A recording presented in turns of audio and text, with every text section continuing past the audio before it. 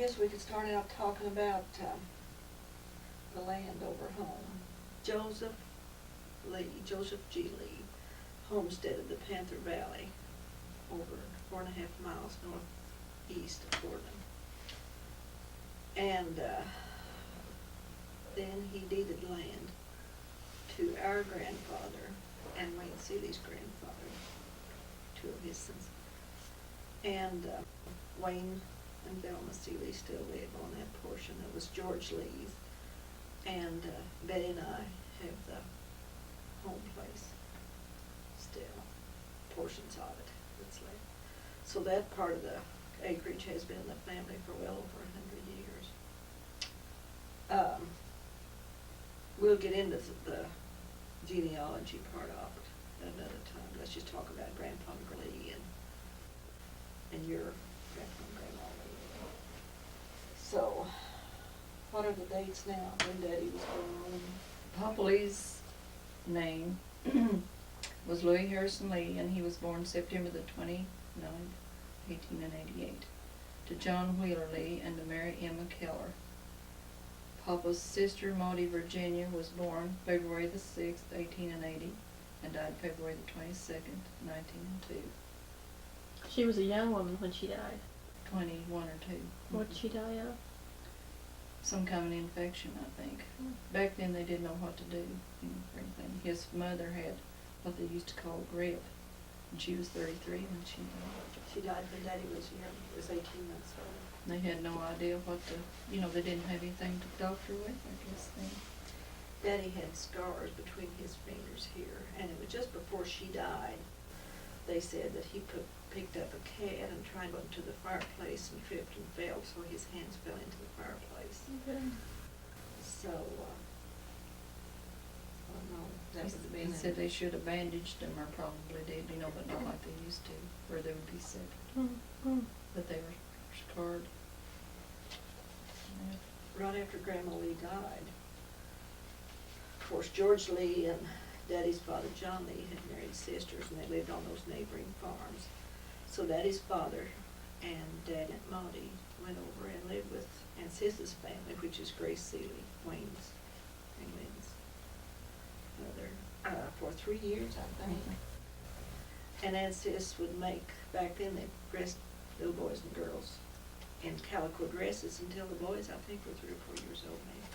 But Aunt Sis would make calico dresses alike for Daddy and Grace. You all remember Grace, don't you? Grace. I think there was just about 2 years difference in their age. They were always so close, just little sister. Well, they lived all their lives there, just, within Across the hill. Never lived any place else really, except when Daddy came over here. So Papa's father did not raise him. Well, after 3 years, they went back home, and Grandpa and Aunt Maudie and Daddy lived there, just across the road from where the farmhouse is. You'll have pictures of the log house. Daddy said he could remember when he'd have to go to the field with his daddy, and he'd take a nap under a tree. And while his daddy was working, while the sun would get on him, see, the shadow would get away from Daddy, and he almost had a sunstroke one time. Mm-hmm. His daddy being, getting so busy, and then the shade had moved from where he was. And that's when he was still real little. So I'm sure, he had a hard time trying to cope with raising him. He said he was such a good man, and he was so considerate. And when Mama, I guess that was when they were dating maybe, or maybe when they first married, they would go out there. And of course, Grandpa did the best he could, but men just don't do like women did. Well, Mama had screen doors put on the house. I do remember her talking about that. She did. Because Grandpa Lee would put a little bit of sugar over on the edge of the table for to attract the flies, to keep it away from the food. Oh, wow. And then Grandpa Lee lived with the folks then after they built the house. They built the house and moved in December of 1924 because I was born the following June, 1925. And we're getting ahead of ourselves here. We need to start with Betty, but I want to tell this before we forget it. That's all right. when I was born, there was a lady called Mrs. Gibson stayed with the folks, and Grandpa Lee told Mama, he says, Ethel, I'll be glad when you get a cook again, since I just can't understand to see those big old white biscuits floating on the slop. And Mama made those thin, you know, it was really good biscuits. But the folks lived in town when they first married. In Daddy went to town? in Portland? I forgot these specifics. And Mama was postmistress there for a while.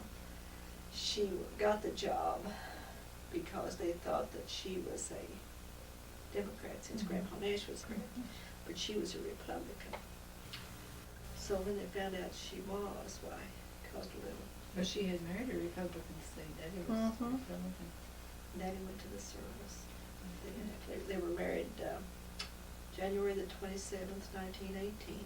Mhm. I believe. And Mama told us one time, Mama was always so industrious, that after she got through at the post office, she had a little boy hired, she bought 40 acres. And back then, cut sprouts.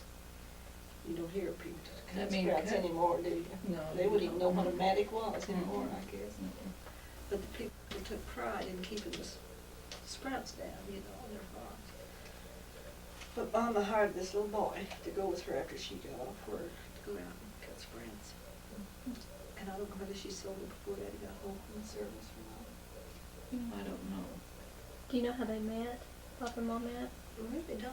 Well, she went to school. She went to college at SMS Mhm. and got her teaching certificate.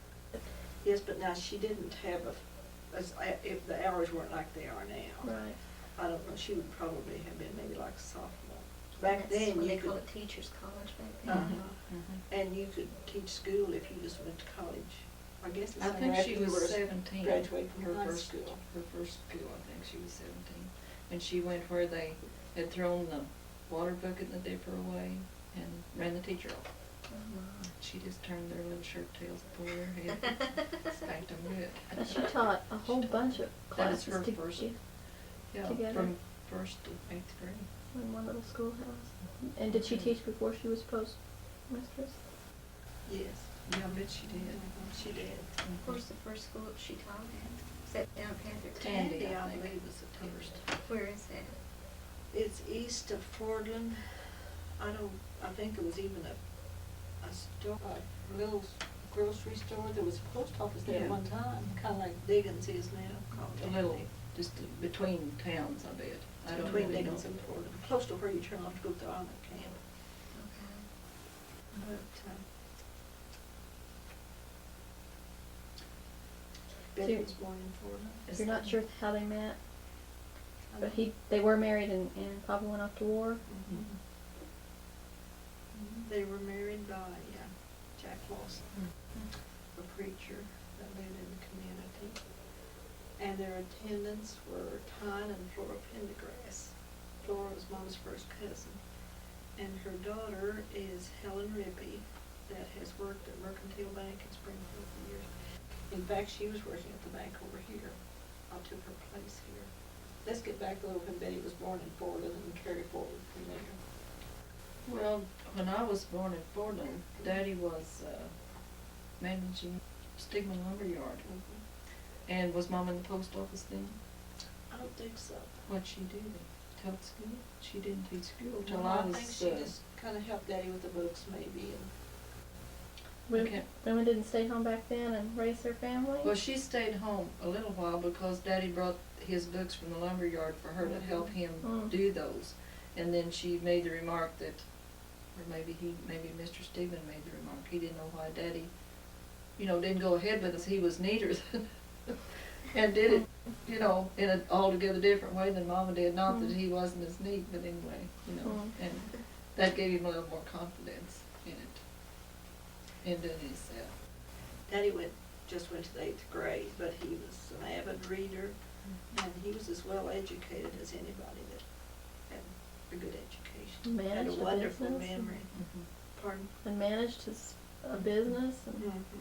We wanted to, while I think about it, do you remember the time when he read the paper at home? See, Mom and Daddy had their own chairs at home to read. This is getting ahead of the story, but anyway, they had their own chairs, and Daddy sat over by the radio. And when he read, he took his cob pipe out and took the part that went in your mouth. And if he was reading an article, he would always, do you remember Underline that? something he Always wanted follow that emphasized. line with his pipe stand while he read it to us. Mhm. But he was always, you could ask almost anything, he always read the paper after supper and always had these. While we're on I'll never forget the him. subject of Papa, let's show a picture of his sister's baby doll and his This his is- mother's this quilt, is- Yes. His mother's Which- quilt and his Mhm. sister's China doll. we determined is over 100 years old. Mhm.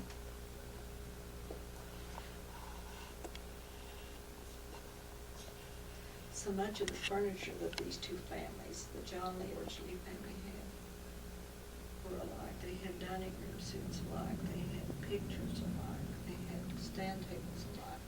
So many This things. stand table, this lamp table that Janie has, I guess Wayne Belton still had Mhm. Grace's like that. And the table that you have is like Grace's family had, and they sold that at the sale after she died. I just wish we had bought that. Grace's quilts were like Mama's too, a lot of them. And Peggy Don's picture is in a picture frame in the window that I like.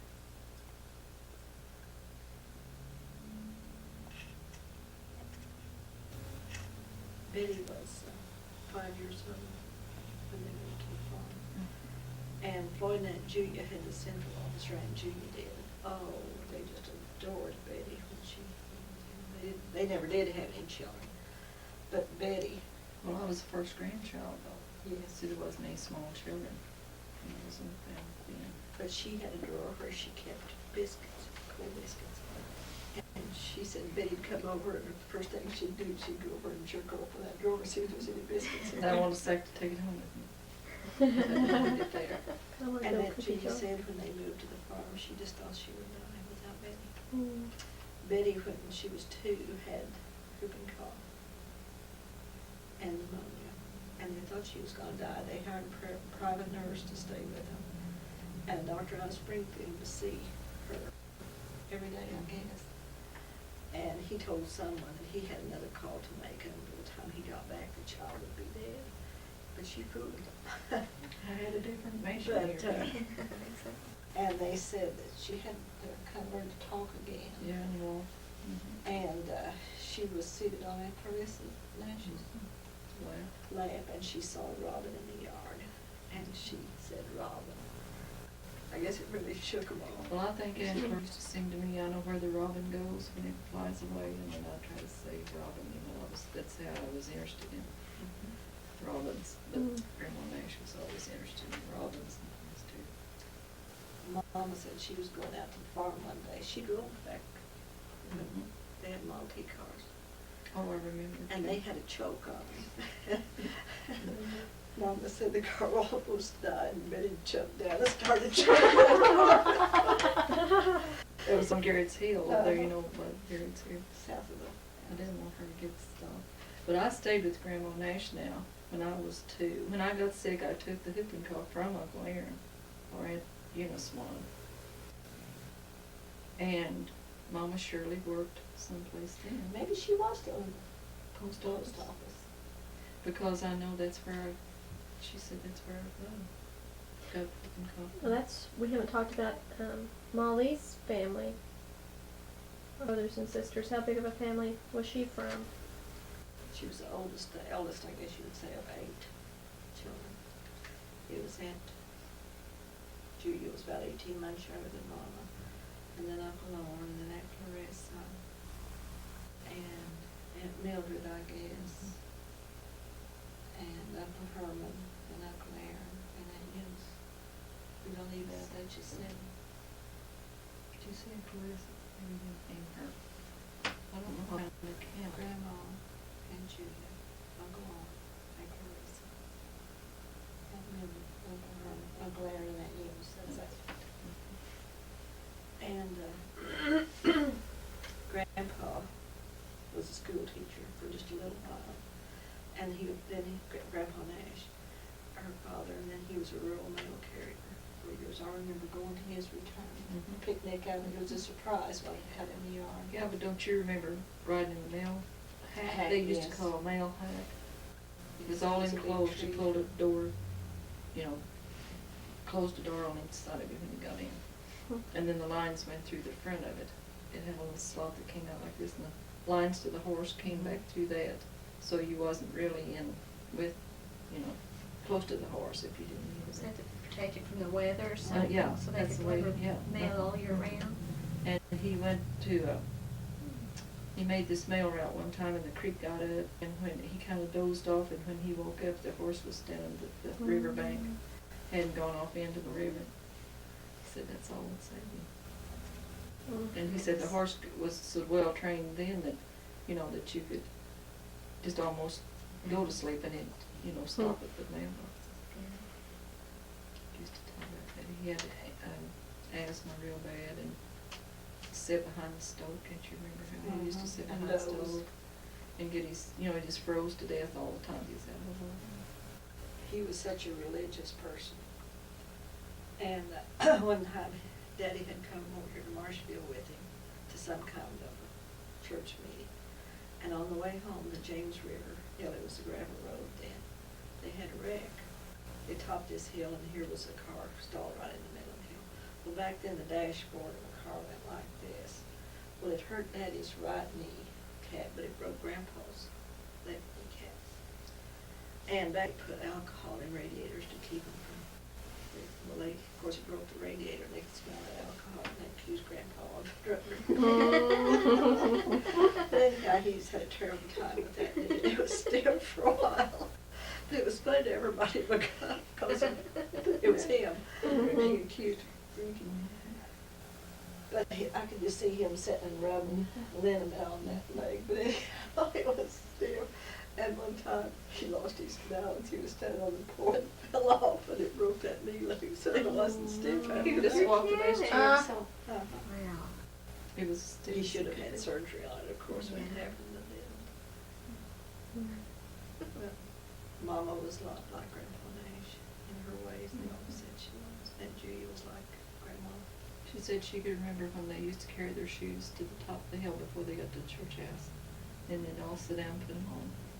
And then they'd take them off and go barefoot. Then after church was over, to go home, when it was, you know, nice. Yeah. Well, they just all had such hard times. They grew garden, things to sell. Grandpa just did anything he could to make a living. Mama said that she remembered seeing Aunt Clarissa was born in 1901, and there was a drought that year. And she went around the house and found Grandma crying.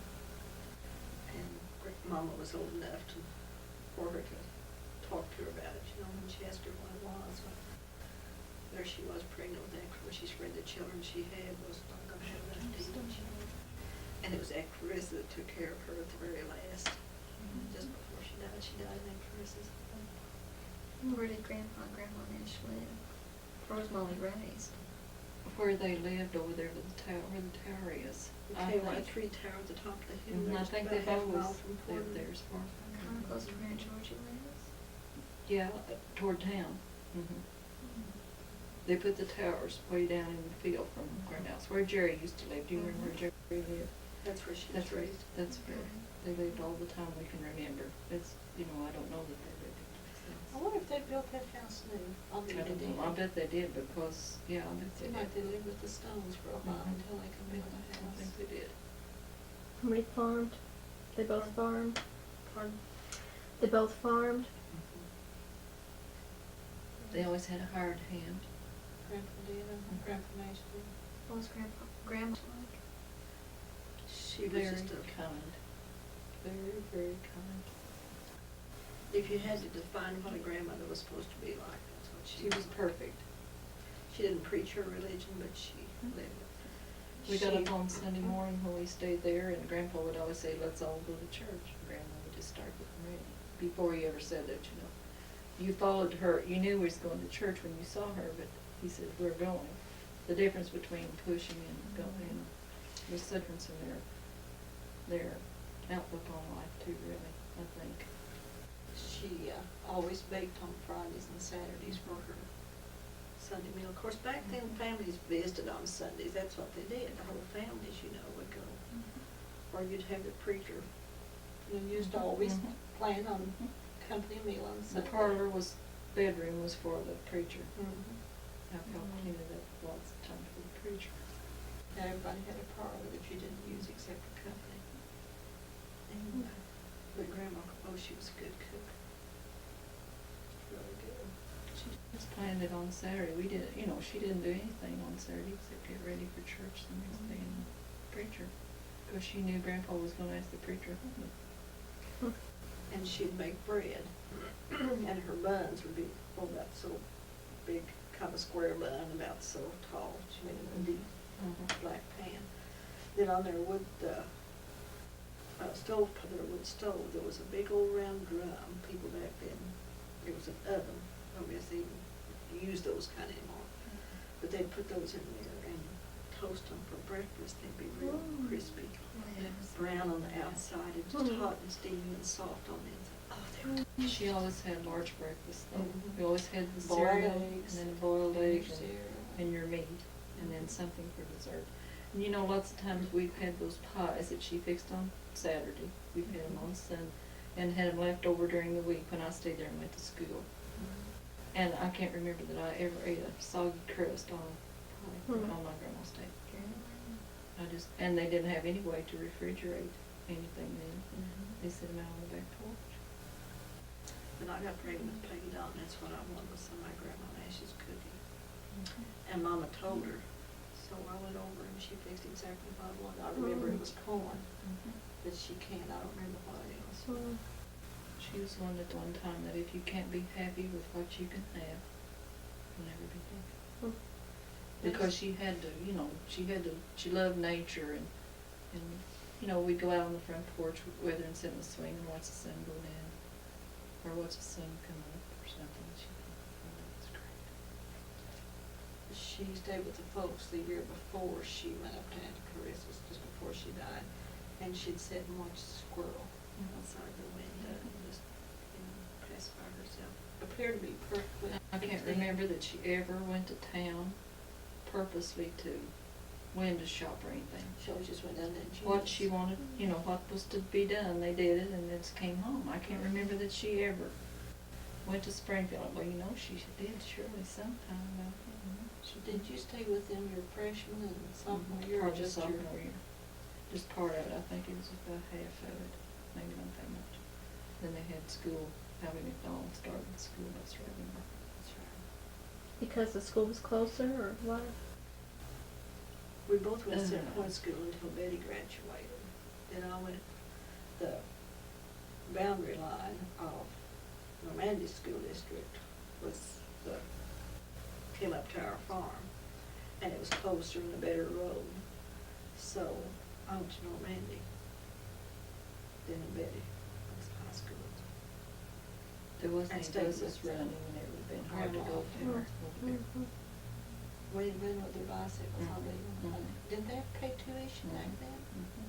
For high school? Either that or would have had to.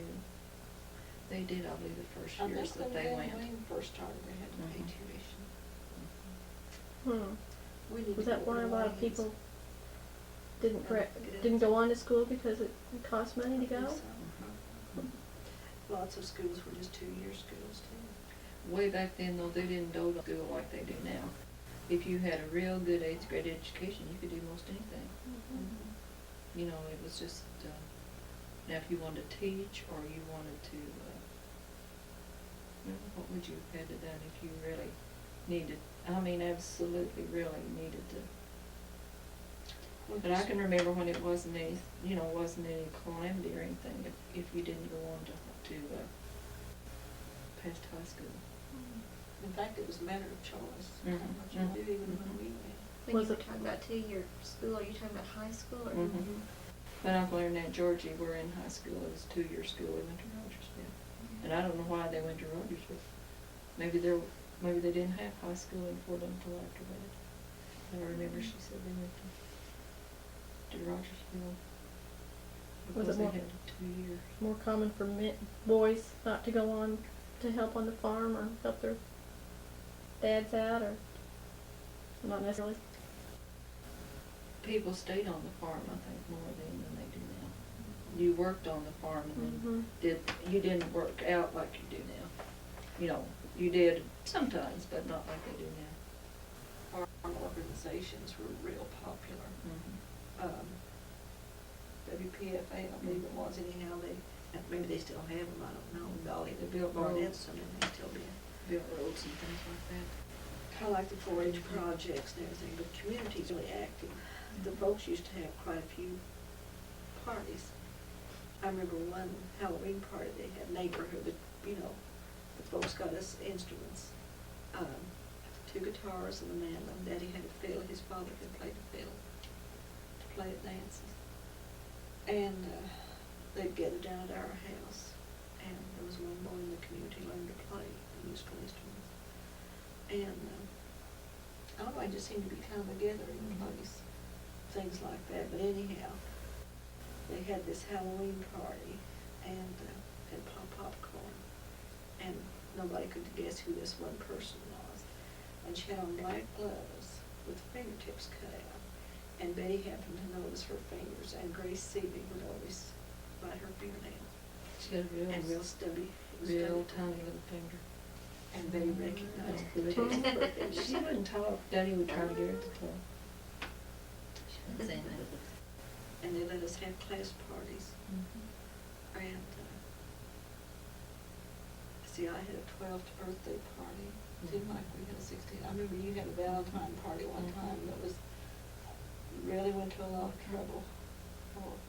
Back then, you organized your games ahead of time, and you wrote out these things and passed them to people to Really? play games and Big everything, Daddy and Grace spelled against, they used to have spelling bees a lot, and Daddy and Grace and Mama went to Center Point one time and spelled against each other.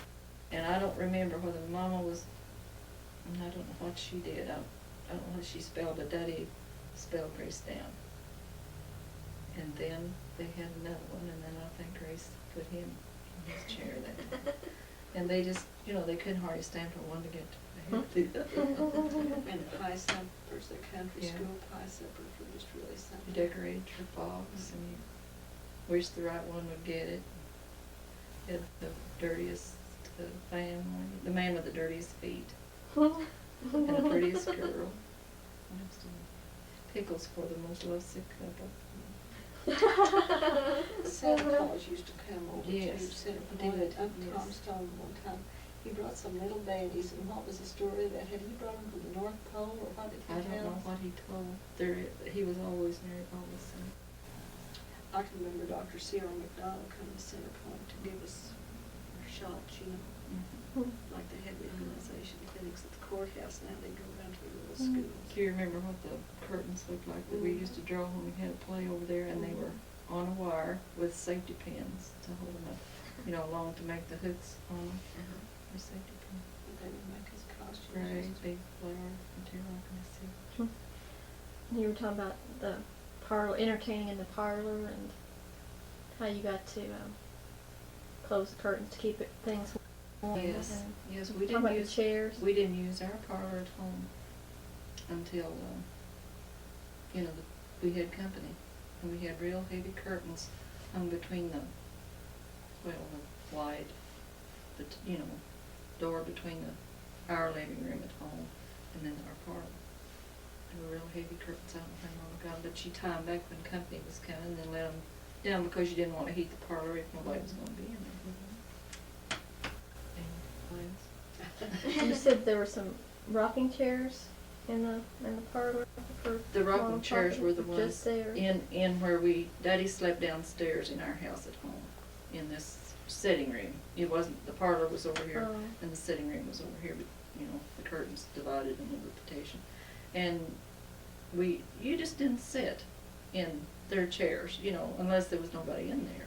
It was understood a long time before I can remember.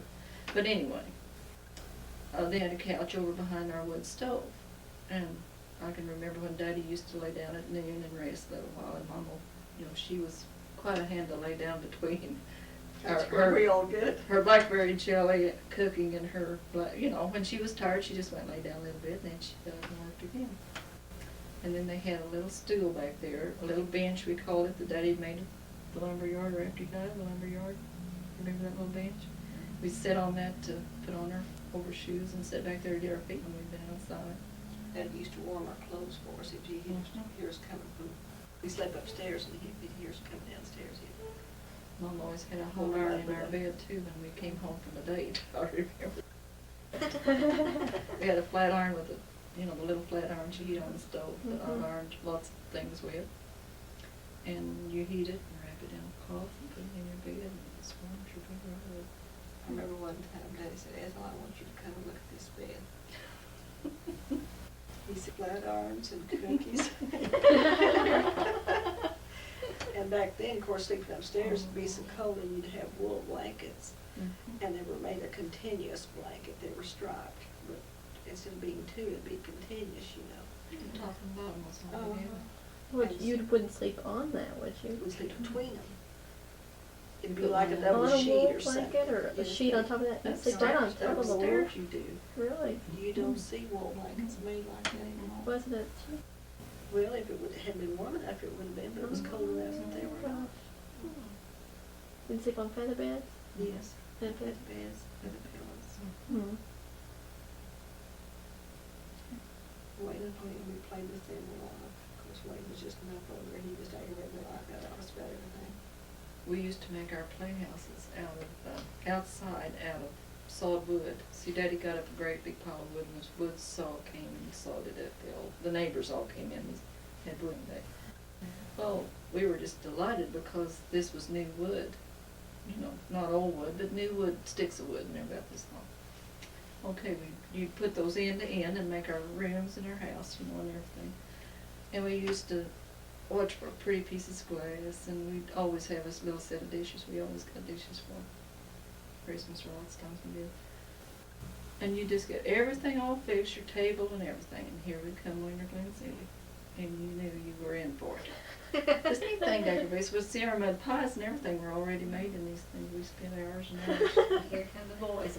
You still have to think country here. Still have to think country. See, there was no electricity as long as we Nothing. lived at home.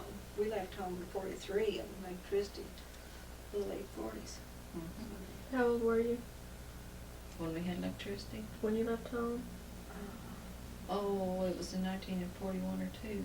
Did you both leave That the we same came time? over here. No, Ruth had been over here. I came over here in November and Betty came over. She came and worked at the bank. What made you decide to To come leave? over here. Uh-huh. This Helen Pendergrass, his cousin, was working here and she decided to go to Springfield and she sent word over that if I wanted her job to come over and apply for it. So I did. But let's get back to this playhouse bit. I remember one time a Bettye chicken or or a guinea or something laid that one little egg, just a little teeny egg, we were so fascinated with that little egg. Of course, no telling how long it had been rotten. But anyhow, one day Wayne destroyed that egg just to be ornery. Oh, we just missed that little egg. Boy, everything was precious, I could tell you. And it would tickle us to death if the folks would let us eat outside, eat in our playhouse, And then Daddy bought a little stove one time, and he built a milk house down at the barn. And of course, it was petitioned off, so Ruth had a little kitchen down, in it. And he bought a stove with a little oven in it and all It this. was a replica of You the know, real little for and her. stuff. We just thought we had graduated. Well, we wouldn't have been any richer than the president. Mhm. We really would. I remember fixing some sweet potatoes with cream gravy over there one night while they milk. He'd build a property for us once in a while. And a family's home burned after we left home, and they let them have that stove. Broke our hearts, we would love to have had Her it back, housekeeping. No telling what they did, but it was just a perfect little replica. Mhm. Perfect stuff. Betty always went to the barn and milk and helped, and I stayed at home. Jim Stayed said at the house and cooked. You had chickens and pigs. Oh, we always raised Cows. their own chickens. He Set always, the incubators up in living room. Ruth said she couldn't remember rolled up the rug to put the incubators in the living room. She hatched her own chickens, so you don't keep hens too long to lay. You just keep them 3 or 4 years, and then you get rid of those and always have young chickens that come on. Why is that? They just don't lay They're very good, I productive don't very think, long. after they're that old. But anyway, she would roll up every spring, you'd roll up the living room rug and then set these incubators. One was 2-tiered. You know, you had one down here and then you had one that sit on legs up above that one. Well, these lamps heated that incubator. And those lamps were to be trimmed and to be filled. And you had to watch the thermometer in them, you know, not to get the eggs too hot. Then she'd put this cross mark on the shells, so when you turned the eggs every night and morning, or once a day, maybe it was once a day, you'd know when you turned all the eggs in the tray. Well, then she had another one that had just one large tray in it, and that had to be done. And then after they hatched, then these people that she was hatching them for, besides herself, would come with these tubs or boxes and take their chickens home. And I remember how glad we were to get that parlor rug unfolded again, so we could have our parlor back in order. We had 2 breeder houses up above the house. And she'd, after they were hatched, she'd put them up there. You'd have to watch to keep your stove always full of wood. Then I think it was about 1936 they built that chicken house, and Daddy piped water. We had a drilled well, and he fixed a pipe from the house to the chicken house, and you could pour water in this big old Round thing. round thing on the top of it. Can you remember running from the house to the chicken house? See if it before got see if the water before got the there water yet. ran out? Now you'd have to be a fast one. Oh, I'll never forget that. Mama picked out walnuts after supper, and she quailed it, and I don't know how she did everything she did. You told me a story about the well. Oh, one time Dad and I were Yes, playing ball, yes. and out back of the house, and I don't remember which threw it and which was supposed to Well, catch it, but it they missed, they missed, and it moused and went right in that drilled well. Well, Casey had casing back this That's a cased well. He's right to go right there. Well, when you put this long bucket that you do the water with down in there, see it wouldn't go Oh, down in the water, There's no way you get any water. That was our water. Well, it was just before the 4th of July, and Daddy would get so over any accident or anything. He'd always think it was careless and stuff. So he said, well, we just don't get to go to Marshville for 4th of July. Well, we thought that was the end of the world, you know. That, and another punishment he would give us was he wouldn't read the Cats and Jammer Kids, because he'd make us go to bed without reading the funny stuff. What'd you do with that water? Well, Harry Seelig, Wayne's dad, and Mr. Mead, another neighbor, says, now Louie, just don't get excited. So there's a solution to this. So they had an old well bucket and cut the bottom out of it and made the trap door in it the size of the bucket. Put it down in there, and the ball came up in it, and they pulled it out. First time they put it down there. But Daddy thought the well was ruined forever. He see, thought the just- ball would he have to panic, get he rocked. overreacted on things like that. He just. Hmm. So we got to come to 4th of July, and we sure didn't think it was going to get She did do that again. We'd always go upstairs and cry. I can't remember him ever laying a hand on us. We knew when we went any place though that we wasn't like kids are now. They don't, you know, kids don't sit down and be still. And even at Grandma Nash's house or Grace's or any place, you didn't get up and, you know, just. If you want to play, you went outside. Mhm. You didn't make noise in the house. And you didn't ask. You waited for them to ask us if we wanted something to drink or we wanted something to eat. You didn't just go and ask them, except the day Ruth went over and Grace was at the wood pile about the biscuits. Well, we felt pretty at Grace's, though. She was there. Well, we always felt like she was, you know, I remodeling. guess we went every She was out the wood pile and we went over there. She always had the best biscuits as we've said already. And so Ruth said that she was getting kind of hungry. You know how kids talk. Grace said, well, all I've got is just what we had left, what I had left maybe from yesterday or something that they had left over. Says, I think they're pretty hard. Ruth said, well, my teeth are pretty sharp. She laughed and told us about that.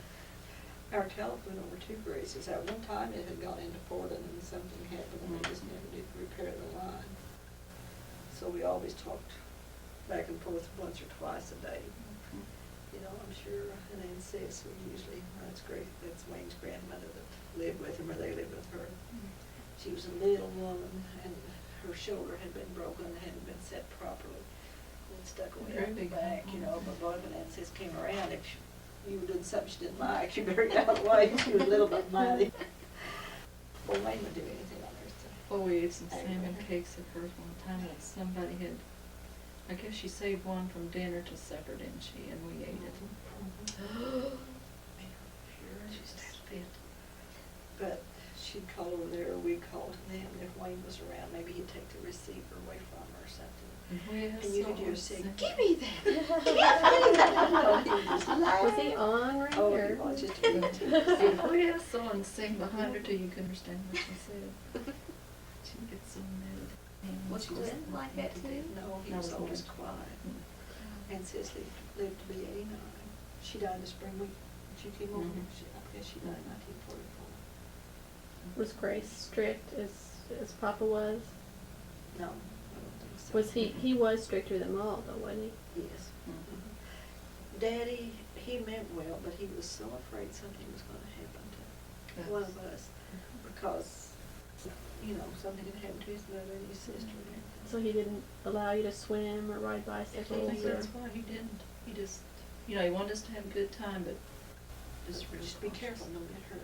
Mom said when I was sick, when I was low and sick, that he said he'd pray just leave her any, you know, any condition, under any condition.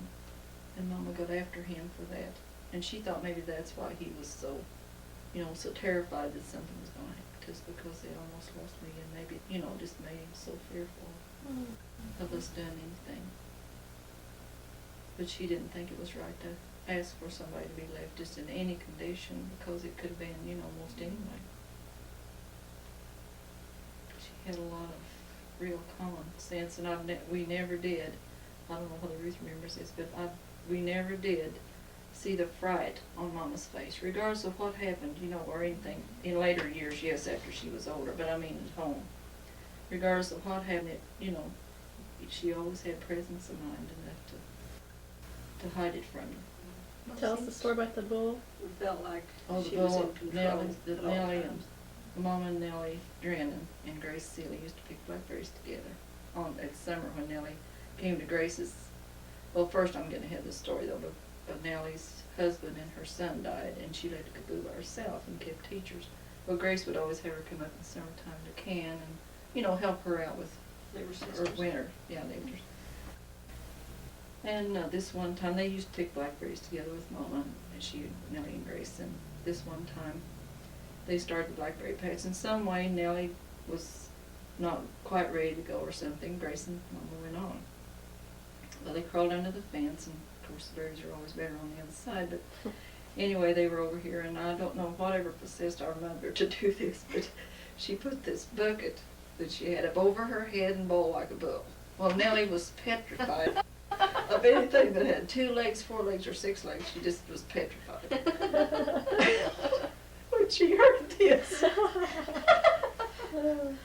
oh, Said she threw her bucket. She just He started running, just standing in one place and said, that was Judge Ruth. I know. too, when she found out Mom had done that. Oh, she says, I don't know what I should do to you. But now there was another story though. You said she told you to get in the barn and picked up Mother. There was a Yeah, that was case. when we were home. When they first moved in. She really, About that. really didn't show her fright. She didn't. She just went and picked Ruth up and told me to get in that shed, you know, and she didn't. And the bull was just going to another pasture down where the other cattle were. He was, you know, he wasn't mean or anything, but she thought maybe that he might do something to us. And then one time we were walking to school, and I don't know whether Ruth was with us or not, and this buck sheep started after us, you know. And of course we were pretty close to the fence, and I remember I had a little red raincoat on, and she thought maybe that was what attracted him so much. But she just got to the gate and just pushed me right through that gate. Of course this sheep just went back and forth by the fence, just having a fit, you know. He would have loved to have really hurt us. And I can't remember that she ever, you know, showed her fright then. She just, it was all right, you know, with the school and the school. Do you remember the time that you and I had to walk from Center Point? We had new coats on. Yes, I do. And, was that the evening that Daddy and Grandpa had had the wreck? I believe it was. I kinda think it Grandma was was. at our house when we got home. I kinda think it was. Anyhow, back then, the little girls would wear little brown long stockings and long handles. But anyhow, we had our new winter coats on, and those coats faded in the rain.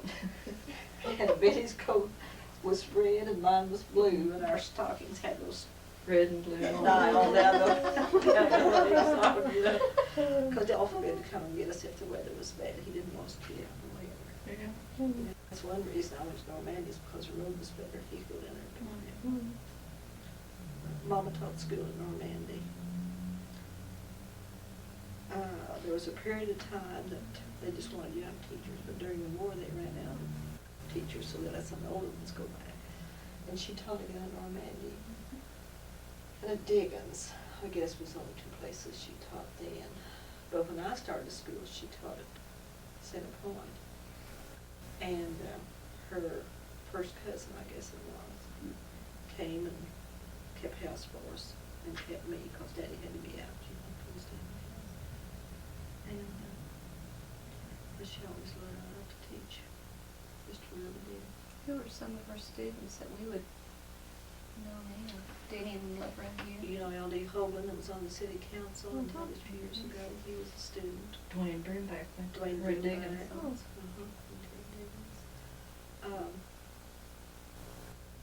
The Birds, Cecil Bird's father was a student of hers. And a board member of hers too. Yes, And they had three board members at each school like that. He was one of her board members. And just about anybody you would talk to about her school teaching, they'd say she's the best teacher we ever had. She was very strict, and back when she first started teaching school, the boys in the upper grades, a lot of them would be as big or bigger, you know, they might be 16 years old and so forth. And Hester Hart's brother, Leonard, was an old, he never did marry. But he said, oh, no, that wasn't him. That might have been Ernie. He said he could just feel, said she'd make you lift your own jumper up, and then Yeah, I she'd bet it's put him Leonard. across his shoulders, you know. I bet it was Leonard, because he was the meanest, she So said. ornery. But she said she found out in a period of time between when she taught when she was young and then during the war years that you didn't have to punish that way, that you there was other ways of dealing with it, you know. But I don't know what they had better luck with a little spanking. Some she dealt with, I imagine you couldn't have done anything with him if you had. Did any of them ever try to fight her? I Did can't they always remember set that they did, but discipline surely go they on? did. You know, it'd just be human nature for it to do that, but I can't remember if they did or not. That Carla Cornelison, she said, he'd say, oh, Miss Ethel, please don't do this. Please don't. And then he'd just do it again and again and again. She used to make you write, well, I won't do this again, or I won't, you had to go to the board and write it, or anything. She didn't really embarrass you with it, but she let everybody, you know, she wanted you to know that everybody would know this and you needed to correct it. She wouldn't just give you the answers. You kind of figure it out for yourself, and sometimes you just get so distraught you'd think, I'm gonna have to give up. And she seemed to realize when that point would come, then here she'd be with her help. She made you use all of your potential first before she started. Was it Mama that cried so bad at home when they were at home, and Grandma said, why don't you tell that child what that answer is? He says, I will when she gets it. So she's gonna get it, it's plain. I thought that was her. She goes to that. And she said, he says, if you ever get it, you can. And if I tell her, she'll forget, which is very true. And she taught you in school? She taught, yeah, but I don't remember what grades she taught. Now, when Ruth went to school, she didn't go to the first grade, she went to the second. Oh, Betty taught me the first at home. Back then, We they played never school. promote. See, we played school a lot And at you- home then. So what I knew, she better learn. I And she think did. maybe, I don't know whether I just went 1 or 2 years to her. Don't remember that. I can't remember. But now we went over there to Helen, was it Helen's Shirts? That started to go in the schoolhouse door. And that was one of those ornery big kids came flying out that door and hit the teacher, knocked her out. Oh, my Knocked her out. I Maybe you think we that were isn't all so exciting. scared, or the teacher wasn't See, the older conscious, but girls- I was scared to That would death. be. When they went to school then though, they were grown, like, you know, as large as we all are then when they went to school.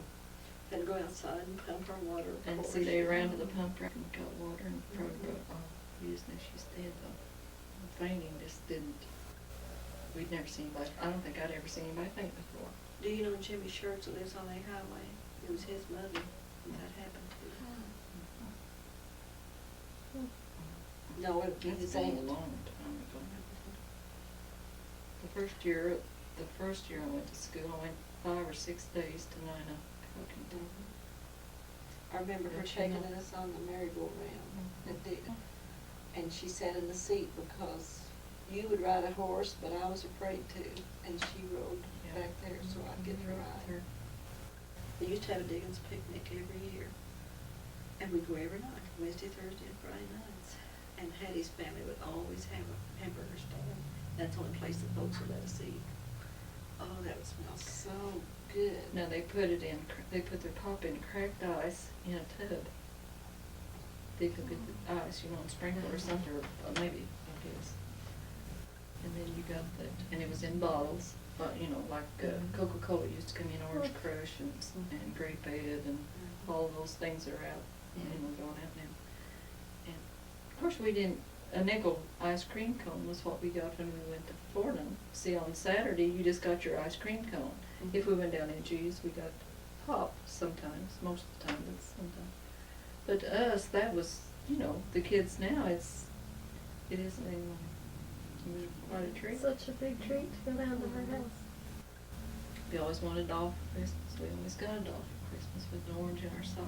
We hung up these long cotton stockings. One time Daddy hung his sock Yeah. up and got no in it. We'd get French harps, quite a bit, not harmonicas. Candy and, Like that. but I always wanted a doll. And I can't remember. It wasn't all a fancy doll. It was, you know, a doll, but he was welcome. He rocked a lot in my red rocker, I'll tell you. We'd string popcorn and then make chains out of colored paper, you know, and glue that, make flour and water paste. But Mom always had pretty balls, Christmas balls. And we put 'em She bought those from a girl that was crippled or disabled some way at Center Point one time.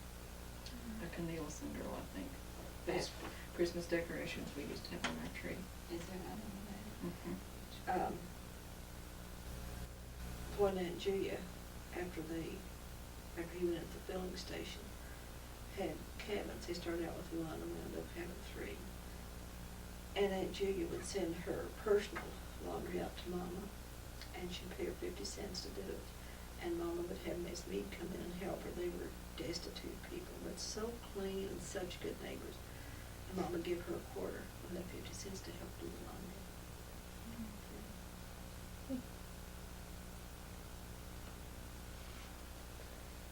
Well, he was definitely a strong, independent individual. You had to be to survive. And on Saturdays, they'd buy a quarter's worth of cookies. And oh, there'd be a big sack of just assorted things. And, well, Grace's family and ours both maybe just seemed that way to us, but we had more than anybody in the neighborhood, but everybody else seemed to. But Harry went off and worked out other places. All summer, every summer. he did Uh-huh. And Mama always sold magazines.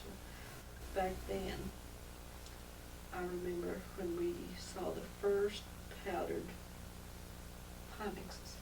Remember that Triple K and Raleigh mixes? And Aunt Julia thought they were so great. Well, Mama decided she'd sell some of that. And she sold world books. She just tried it. Aunt Julia would have one of this era with cake mixes and things. Mama did a lot of canning, but we never did have much beef. And her uncle, Charlie Stone, we'd kill a beef once in a while and peel it out. He'd take the back seat out of his car, and oh, we loved to see Uncle Charlie come because we'd have beef then. So it's fresh meat. Uh-huh. Everything else has been cured in the smokehouse. And it's cured. And Aunt Julia would can that pressure. Mhm. And Mama never did, but oh, we loved Aunt Julia's to eat that. Hmm. Mama fried down her sausage. Uh-huh. Turkey's perfect. Oh, that was good. Mama was a good cook, but she didn't enjoy the fancy cooking like Aunt Julia did. And anything when you're a child, as you know, tastes better across the street. Not always.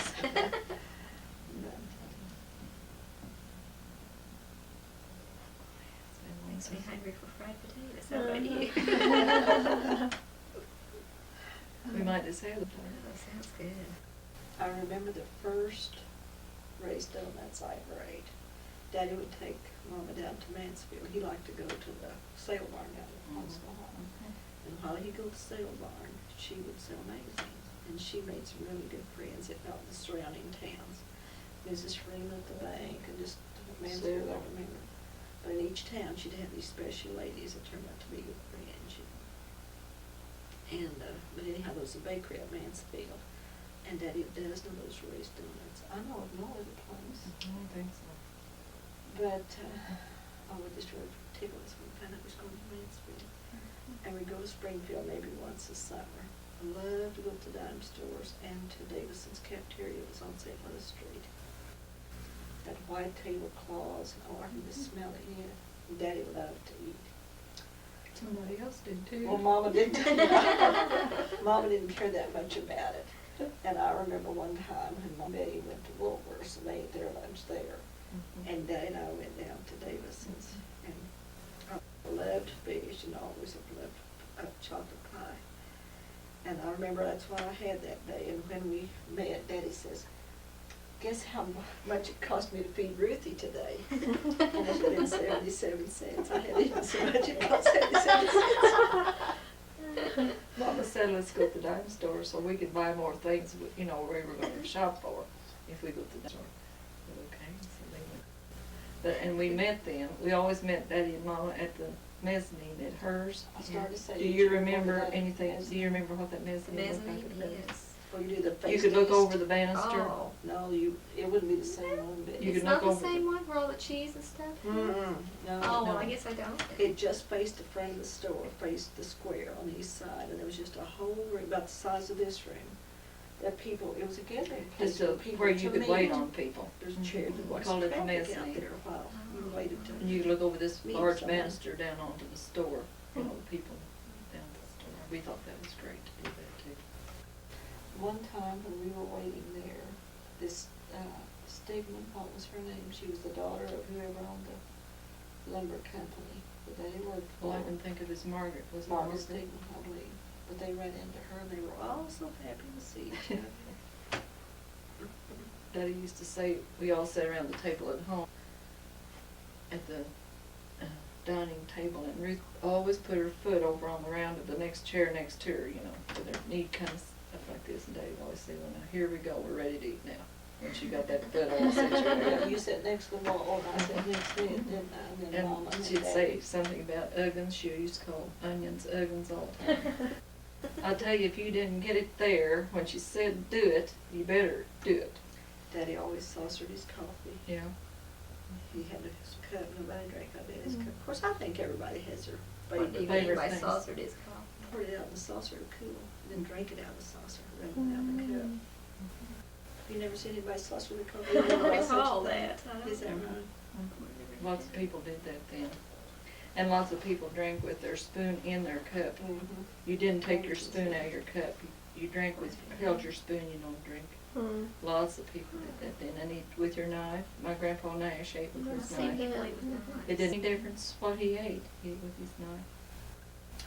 Folks had a Model A pickup of some kind, and Daddy fixed a board that would fit across that we could ride on that bench. In the bed. And oh, we loved to do that. Don't you know we Loved would to. too? He wouldn't always let us do it. Sometimes we had to sit on each other's laps. Oh, that disappointed us so. And when he got a bonus, he was World War I veteran. He got his bonus in 1936. He bought a new car, a Plymouth, And I can remember taps in the back seat of it, I was so proud of it. Wayne and Glenn and I used to get in the, you know, two sit in the back, two in the front, felt like we were driving. You know, we just come to Diggins picnic or whatever. Just, How old would you have been then? let's see, I'd been High 11 school? years- I'd been 11 years old. 13, 14. My goodness, was I that old? I guess I was a pretty good sized kid. Remember? It was that car I learned to drive in. Mm-hmm. Betty was going with Roy Krieger, and he taught me to drive, and Carl Sparks lived down Mm-hmm. below us, and he helped. Mm-hmm. I guess the folks would let them take our car. Anyhow, it was that car that I learned to drive, and Daddy never did I don't remember. try to show me Just anything. how I remember It was you knew Carl and I didn't. Roy that taught us. Did you all date a lot? Did you get to go out on dates? We'd go into Aunt Julia's. That was strict, and Floyd and Aunt Julia and Mama would side in with us, so we'd stay up there so we could go I places. stayed with that Georgie and Uncle Aaron, don't it? Mhm. And that was more. Boy, when you got in late, you got it there too, so you just as well stayed at home. But then, rather than going places when you dated, you'd have company at home, you know. Yeah. 2 or 3 would come in, you know. You had more home things. Once in a while, There you'd go wasn't to a a whole lot picture to in go Seymour. to. There was a theater in Yeah. Seymour. Family immediately, huh? And Diggins picnic. I don't remember if ever going to anybody's house to meet, Oh, not to meet the boys' family. the boys. Yeah, were- they'd always knew our family before that, you know. I was going to some boy's house. I don't remember that I ever did that. Do you remember one time, and I don't remember who I was with, but there was another boy along, and I guess Daddy thought I had a date with him. But Fred Stedman had been to California, and after we drove up there by the garage, we sat and talked a long time.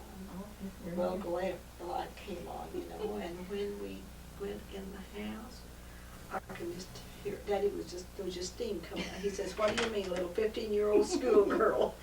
And we just been sitting up there listening to Fred tell about all of his experiences in California that I summer. remember one time he came out to the car and said it's high time you were in the house. That he didn't want you to sit in the car after you got home. You came in the house. I remember he came out to the car, told us that one time. And I didn't think it was all that late. I don't remember how late it was, but to him, you know, it was too late. Was he pretty strict about your dating? Yeah, he really was, yeah. Too much so. Him He and was. Molly, or mainly just? No, she would just him. always- She was me. It was him. If we were gonna have a party and I could go to the barn with him to milk and get him to talk to me, I could talk him into letting us go, maybe. But, you know, but then by supper time, by the time he went up to the house and ate, he'd probably changed his mind. But I could talk him out of a lot of things at the barn, I remember that. Floyd and Aunt Julia said that Grandpa Lee would just let him do anything he wanted to do, you know. He had free reign. And I guess he was pretty wild. And then after Aunt Lottie died, he just knew that something's gonna happen to us. He felt like he had to make the decisions for us. In other words, he thought, I guess he wasn't trustworthy when he was young, maybe, and therefore he felt like he couldn't trust us. But, I was talking about something. We were so surprised that he and Mama were so different, you know, really. Mhm. And they, But they were 27 and 29 when they married, and they dated several years, I Mhm. think. This love seat is one that Mama bought for her family when she started teaching. Or bought for herself. They used it, I think, in the car for a while. But anyhow, Mama said she had 2 proposals of marriage. She was engaged twice. To a George McMurtry first and then Daddy. But she said they were seated on this love seat each time that she was proposed to. Why did she turn the number one down? Well, she decided he was nicer. Oh. And I think he was, probably. But I think she loved him, and I think he always loved her. He always came, or would stop, and he'd go through Florida and stop at the filling station. And I remember sitting on his lap one time, thinking, oh, if Daddy comes in, you know, he'll be mad. Because Daddy always let it be known that he was jealous of him, you know. And then But they she made- had met him in college. In fact, these books over here. Exhibit number 1. The Marble Fawn by Hawthorne are books that he gave Mama. And when she was in the rest home, so she would have been 91, she died when she's 92. she asked for these to be brought to her, and that's the first time that we realized what they were and where they had come from. And George McMurtry had given them her, and she asked that they be brought out there. It was so odd to us that she would, you know, a person like this, and then Daddy go opposite. It was just, he said he could remember when Grandma Nash used to take a tea kettle of hot water and melt the ice off of his saddle when he'd go see Mom at her home. You know, they called it sparking then. And you went and stayed in the parlor. And she said one time that when Floyd was going with Aunt Gia, that he had stayed a little longer than she thought he ought to, and she threw the door open. Floyd never would let her forget that. Do you remember what we did at Eunice one time? Looked through the keyhole and everything And else. under the door. Yes. Isn't that awful? Peeking under the door when she opened it. Oh, no. Did you get caught? I don't remember. I don't think so. But Grandma, I don't know what Grandma would have done to us if she had. Just kidding. Well, you know what you Yeah, it think. is. It is. No, you know, the keyhole was about the right height and all this. Mama had a friend, Anna Cosby, at Rogersville, that painted this face and gave it to her, I think, before they were married. And she used to like to go visit her. She always, well, she just had a lot of beautiful friends. She really did. And she corresponded with them all of her life. And this isn't funny, but she laughed about it after she got old. She says, you know, I just don't have anybody to write to anymore. They're all dead. They were too. Yes. Now, how old were they when they came to Marshfield? Came in 1960. Mama would have been 70. Dad had been 72. They had a stroke, I guess. And we just couldn't Tell live a with the story about problem. him going up on the hill. You were talking about that, where you thought that might have been when it happened. Well, I guess he had a stroke or something. Anyhow, he came to, and he was on the ground, didn't know how long he'd been there. Of course, then, you know, if you went to chop sprouts or anything, you weren't expected in until mealtime, until noon, so it could have been, you know, 2 or 3 hours maybe that he, and who knows, it might have been a few minutes. But he definitely was not himself after that. He was just, I mean, for a period of time, he was slow thinking. He understood what you said. But he was always such a meticulous person. If he was on the way to the barn and there was a rock in the back, you see him kicking that rock out of the way. And after that, he didn't look hardly side to side or pay any attention to anything. He just lost all ambitions. You know, to be responsible for things anymore. He couldn't, like, paying bills or figuring or anything. It came back gradually, but he still wasn't able to, you know, to grasp everything. Brader was living over here in the little house. We took him to the hospital, and he was there about a week or so, and they thought he had malaria. And so then Mama says, well, you know, we can't go back home. They didn't have a telephone, and she just didn't feel comfortable to be out that far in the country with him. So Virginia says, well, I'll find a place to go if they want to live here. Well, Mama had always said that she was going to live in that little house someday. Yep. She always wanted to go to town. She never did like living in the country. She made the most of it. She always wanted to go back to town someplace. So Virginia just got busy and found her an apartment on Maple Street, and we moved her out and the folks in. But they stayed here a little bit. Maybe it was just overnight because Daddy slept in that little bed. Well, he didn't want to go over there. He wanted to stay here or go home. And after they moved him over there, he says, oh, that little bed. I just wish I could sleep in that little bed. So we just took it all over there for him. What he meant was he just really wanted to stay here.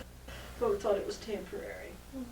And didn't have a sale for 2 years. And then finally he agreed to have a sale.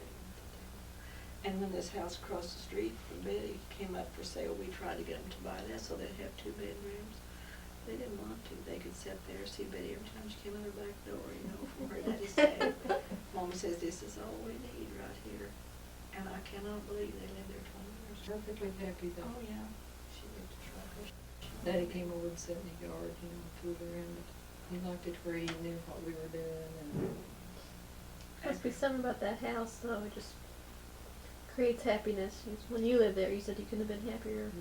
Oh, Living yeah, it was in the a first mansion. thing we owned, and I was happy there than I ever was in my life. It was just, nobody had anything. Well, I said nobody had anything. Other people our age were building a new house, but we knew we could, and we You just just accepted sometime we it. would. I remember Buck saying, that was before you moved up there, he says, I wish I had a little place like this. It wasn't long till you bought over there then. But finally God came home one day and says, I'm not gonna live like this anymore. But Let's it talk was, about it was just, Moving to Marshfield. well, As young let's see. girls and being country girls all your life, you weren't scared to death of moving to No. town. No, Yeah, we yes, weren't. yes. Better yes and better no. Huh? We were, would you like to hear about my college career? Sure. Well, I was supposed to go to college and use this scholarship, you know. So we went shopping one day in Springfield, and Betty was gonna go too. And I remember we bought house coats, you remember those chenille house coats, and they bought us some new clothes. And while we were up there, Daddy propositioned Betty, and he says, if you'll stay home and not go to school, I'll pay you what it takes to Send her. And that's what happened. Well, you didn't So want she me to. didn't, so she didn't enroll. Well, I didn't last but 3 months either. I stayed with her a whole week, but that's as close as I got. You think you're closer to Papa because you were out with him doing the chores all the time and Probably, maybe, the oldest and maybe. I've often thought maybe. And yet, Betty's more like Betty. Betty's a Lee and I'm a Nash. yet we knew, you know, I knew Mama, I was real close to Mama too, but not as, in a different way. mhm. I could manipulate my daddy and you couldn't. Mhm. Mama, I could talk him into things lots of times, but even Mama couldn't, I think. If it hadn't He been for didn't this, think you then Daddy would have kept Betty right on that farm with him. Yes, as long as because he- lived. That was his intent. When Buck and I first met, and he came over there once, right after we started going together, he didn't even come in the room. Daddy didn't. He met him, but the next time he didn't come in there. He didn't go with somebody. And yet after I made up my mind I was going to her anyway, why, you know, they just got along great. But he just didn't want anybody bothering his daughter. Mhm. You see, I came in November, and Daddy knew French Kesterson. He was head of the AAA office. And he was talking to French over here one day, and French knew that Daddy had a daughter still living at home. And he said there was a vacancy, and he'd like for her to come and try. Well, that did it for Daddy. That was all right if she's gonna come and work with French, you know. So it was a good job. I don't think he would have ever given up for me To just go out looking for Yeah, any I kind think of so. job. Mm-mm. But we stayed down at Lumber Fenton's. We paid $20 a month for a little sleeping room with kitchen privileges, and I mean little. It isn't as big as my front bedroom. And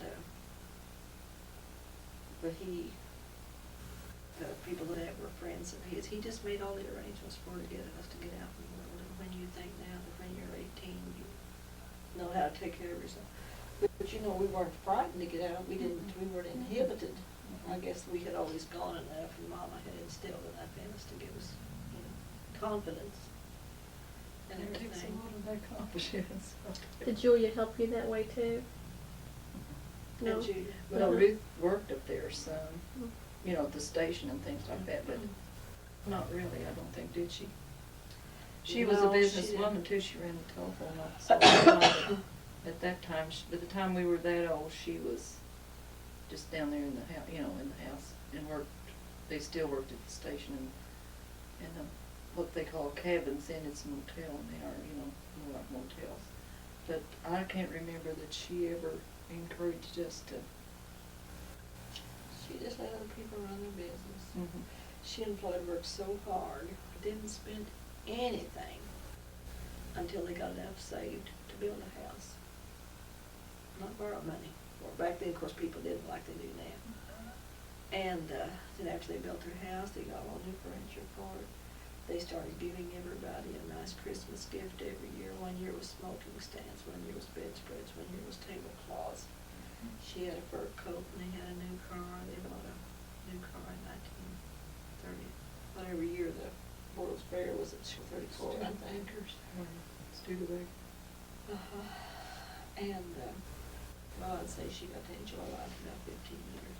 You know, she died when she's 55. Not nearly long enough for that hard Not to work. have worked. I think that's one, well, in fact, this is her china cabinet back here. I think that's one reason that it kind of instilled in us that you have to enjoy as you go along a little bit and not wait, you know, just not sacrifice everything for tomorrow. But then, oh, she left Clark Gate and Shirley Temple. And she'd take us to Springfield and said, I want to buy you a new dress. Well, we didn't think she should. Mama didn't discuss it with us, and we just didn't think we should accept that much from anybody. And everything she'd say, do you like this? No, no, like that. Even though you were crazy about it, you just, no. She did buy Betty's graduation dress. She took her to Savage's. Bought her the most beautiful graduation dress on her. She bought me a formal too, or maybe Mom and Dad had their back formal hat. Or something, I don't remember what that was for. Well, did you do most of your dating while you were on the farm, or after you came to Marshfield? You were, what, 18 you Both. said? I We were did just at home. We were just as popular as every I didn't go person, with I anybody think. over here except David, I think. I wasn't over here very long until he came home to service though. But, I didn't go with just girls and boys and boys and people. Did you have a first time love before you married? Mm. Oh, not puppy love maybe, but not love. A first time love before you married? Oh, I think you did. I think you and I both did. Yours was Princeton and mine was Yep, probably. Chuck Williams. You know, all Be the- careful where you show this. All the boys, nearly that I went with, are dead. Just about every we read around it. Yes, They are. You know, and you think, well, my goodness. Well, no. Did you meet Uncle Buck first, or did you meet Daddy first, or No, I met Buck first, didn't I? Uncle Buck She first? she introduced me to Buck out at Rock Haven. You know where Rock Haven is? Toward Nine? How did you know? Yeah, how did you know Uncle Buck? Well, Cecil kind of took me under her wing, and the Abbotts had her under their wing, and they would take us these places to dance. You Well, know. we lived with Cecil, or up where Cecil lived too, Uh-huh, to in an begin apartment. with, in the first Cecil nice Inn? apartments. Uh-huh. I didn't want to live there, And Buck took the war widows out. yeah, You know, Yeah. the ones that they're. he'd have a whole car full. He's one of Yeah. the first ones home. Mhm. After the war, he'd had such a long siege, and I guess it's one reason he got to come home when he did. But, and he had a nice car, and he just loaded up with the Abbotts, the Lanes, and Abbott's folks. She came home one Uncle night and says, Dad's. no, I have someone I want you to meet. So we went to Rock Haven and he was sitting on a stool, you know, they had stools on it. I can't remember what was said, but it was Was it love at first sight? love at first Was sight. it? I was a little slower than he was. Oh, goodness. We were married 2 months and 2 days before they, I don't know, I didn't have a double wedding. We used to double date a lot, and then we used to go, after we were married, we used to go home and stay from Friday night until Sunday night. Okay. Before I don't remember so much about Peggy Dawn, but I remember when we used to start over there before she had Penny, she always was sick enough to die before she had her kids, Ruth was. And we'd always have to stop 2 or 3 times before we got over. Let her out. Oh no. I bet that was before Penny was born. It was, because she, well, you know, this wasn't any